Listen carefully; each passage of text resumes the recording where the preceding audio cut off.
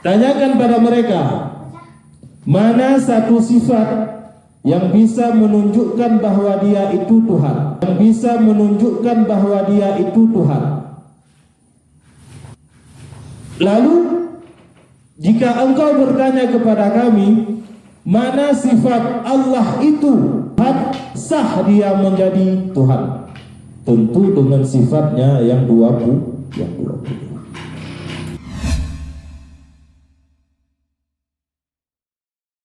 Sebelumnya kita harus mengetahui sifat yang wajib bagi Allah ada 20.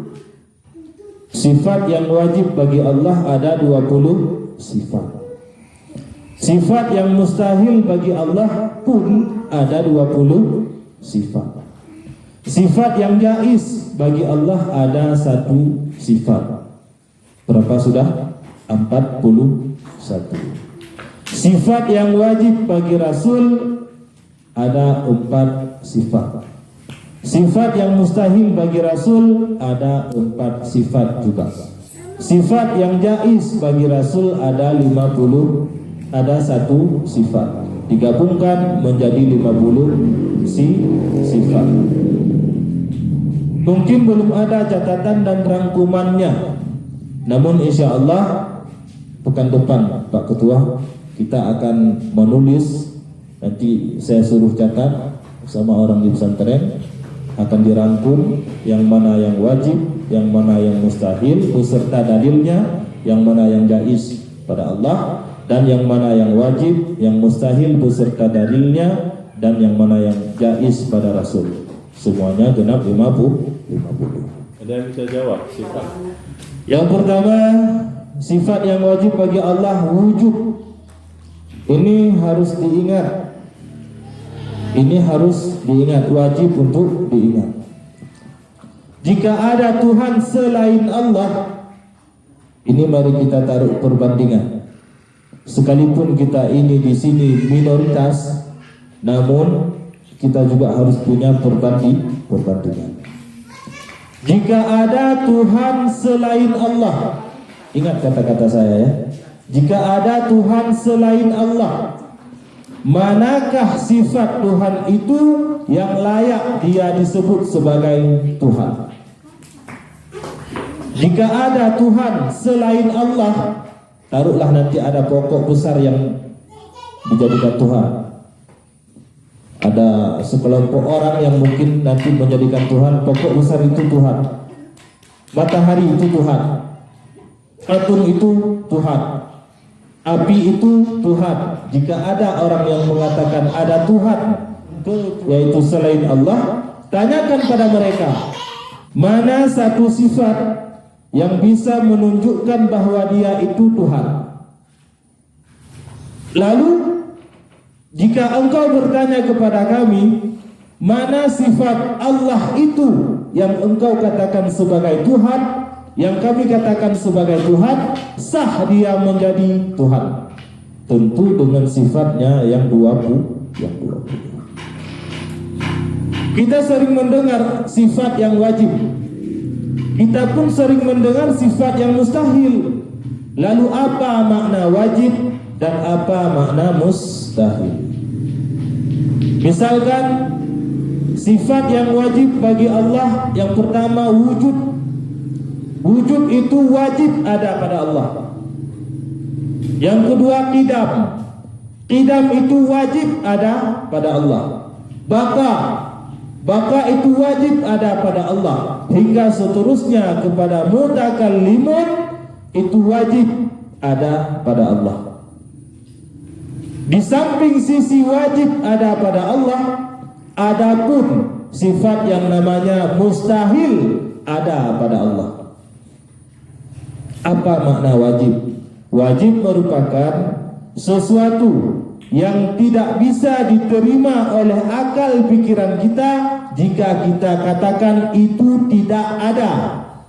Itu wajib. Wajib ada sama dengan,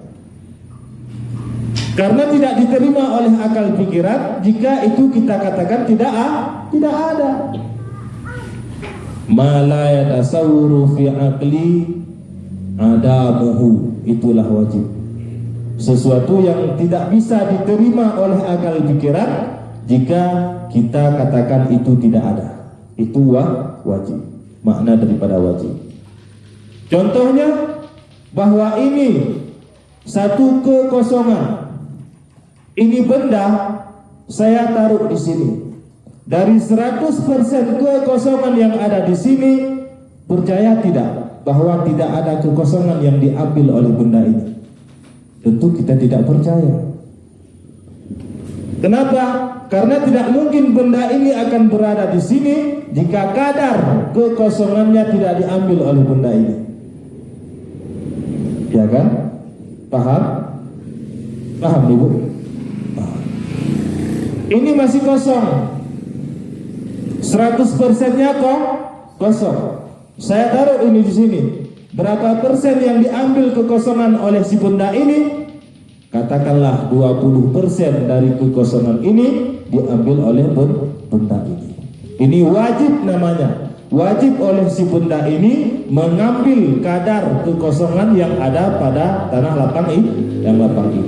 Maka dari situ makna wajib merupakan tidak bisa dipercayai oleh akal jika kadar kekosongan ini tidak diambil oleh benda ini. Itulah makna wajib pada sifat Allah Subhanahu wa ta'ala. Lawan daripada wajib adalah mustahil. Mustahil. Mustahil lawannya sesuatu yang tidak dipercaya oleh akal jika kita katakan ada. Itu ada. Bagaimana sesuatu yang mustahil kita katakan ada? Tentu akal pikiran kita tidak akan mempercayainya. Contoh, apa sifat yang wajib bagi Allah? Yang wajib ada pada Allah, wujud. Allah Ta'ala itu ada. Apa sifat yang mustahil pada Allah? Lawan daripada wujud tadi, Adam. Allah Ta'ala tiada. Saat kita katakan Allah Ta'ala itu tiada, maka itu mustahil. Tidak bisa diterima oleh akal pikiran kita jika Allah itu kita katakan tidak ada. Demikian juga dengan qidam, itu adalah yang wajib. Baqa yang wajib. Mukhalafatuhu lil hawadits, qiyamuhu binafsi, wahdaniyah, qudrah, iradah, ilmu, hayya, sama, basar, kalam, qadirun, muridun, alimun, hayyun, sami'un, basirun, mutakallimun. 20. Itu merupakan yang wajib, dan yang mustahil lawan daripada yang wajib ada juga 20. Paham ya? Jadi apa gunanya kita belajar tauhid? Apa gunanya kita belajar tauhid? Lebih-lebih lagi kita di sini merupakan di posisi minoritas, ya kan? Supaya memperkuat keimanan kita kepada Allah Subhanahu wa ta'ala. Walaupun di sekeliling kita banyak yang nyembah setan, di sekeliling kita banyak yang nyembah patung, berhala. Rasulullah dahulunya juga begitu, Bapak Ibu. Bahwa Rasulullah saat Rasulullah itu berdakwah mengajarkan ketauhidan, keesaan Allah kepada kaum-kaum jahiliyah, ketahuilah bahwa Rasulullah itu berdakwah di samping kepalanya berhala. Di samping kepala berhala. Berhala di sampingnya. Rasulullah berkata, jangan kalian sembah berhala. Allah lah Tuhan yang Maha Esa. Disinilah fungsi dan kegunaannya kita memperkuat akidah ketauhidan kita kepada Allah, yaitu supaya tidak mudah oleh orang-orang kafir di sekeliling kita untuk menggoyahkan keimanan kita. Baik.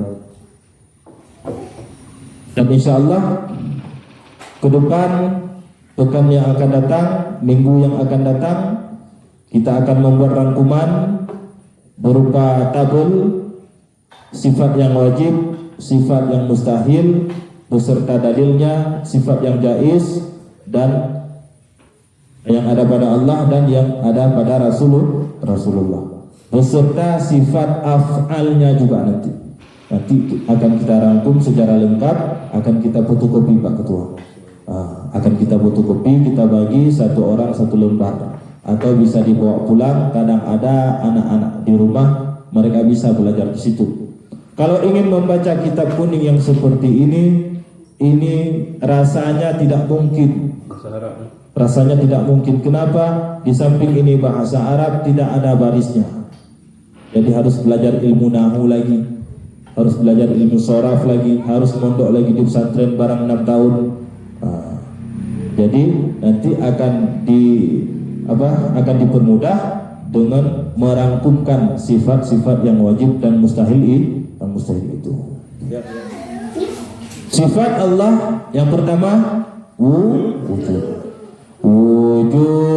qidam baqa mukhalafatuhu lil hawadithi qiyamuhu binafsihi wahdaniyah qudrat iradat ilmu hayya sama basar kalam qadirat muridat aliman hayyan sami'an basiran mutakaliman wujud qidam baqa mukhalafatuhu lil hawadithi qiyamuhu binafsihi wahdaniyah qudrat iradat ilmu hayya sama basar kalam qadirat muridat aliman hayyan sami'an basiran mutakaliman. Jadi inilah sekelumit daripada kajian kita pada hari ini. Semoga apa yang sudah disampaikan bisa menjadi ilmu yang pertama sekali untuk saya sendiri dan untuk kita pada umumnya, dan harus dipahami dan dicatat bahwa apa yang sudah Bapak Ibu ketahui hari ini, apa yang sudah Bapak Ibu catat hari ini, itu wajib untuk diteruskan kepada anak cucu kita. Semoga kedepannya anak cucu kita ketauhidannya, akidahnya senantiasa dijaga oleh Allah Subhanahu wa taala.